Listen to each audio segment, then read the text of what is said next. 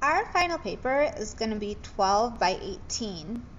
So this is kind of representing our thumbnail sketch, but instead of doing a traditional thumbnail sketch, we're going to actually place our candy that we're going to be drawing on this piece of paper with a rectangle drawn in the same dimension as our paper. Now right now I drew my rectangle 3 by 4.5 inches.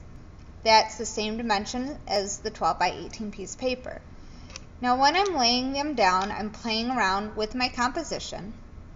And looking at this, I have all these different candies. I have to decide how I want them to be placed on here. Now if I'm looking at this, I kind of think that that's a lot, and so I think I'm going to do less. I want to think about things like composition, not putting something too centered in the paper, not having something cut through the paper, and making sure that there's a variety of different sizes and shapes. And also that the color kind of moves around the paper. So I think I'm going to go smaller. So I think I'm going to go with like a 2 by 3 inch square or rectangle. So I am going to now draw this 2 by 3 inches.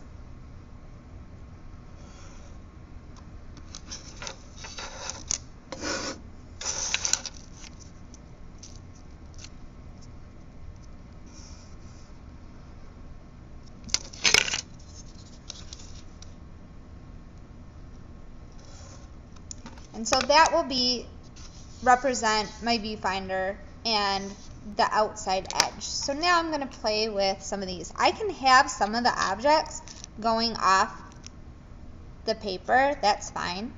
And odds are always a really good thing. So right now I have an even number. If I add something else to it, it's going to definitely help the composition. I want to make sure that that doesn't end up right in the smack in the center. So you're going to play around until you're happy with the composition. You want to make sure that there's not too much negative space, and you want to be happy with it. Once you're happy with your composition, then you're going to glue down your candy. The most important thing is that you are defining the edge. So this little bit of this candy will be going off the page. This little bit of candy will be going off the page. This will be going off the page. Now to glue, just are going to use a little bit of Elmer's glue.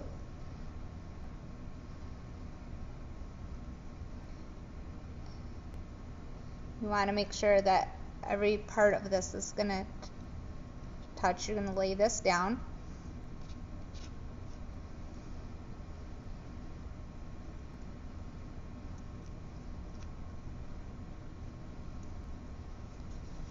So we're making sure that this is all on here good with the glue, and we're going to let it completely dry overnight.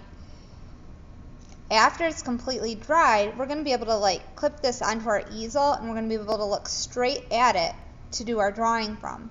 So that's how this little still life becomes our thumbnail sketch and still life all in one, because we've chosen how we wanted to lay this out.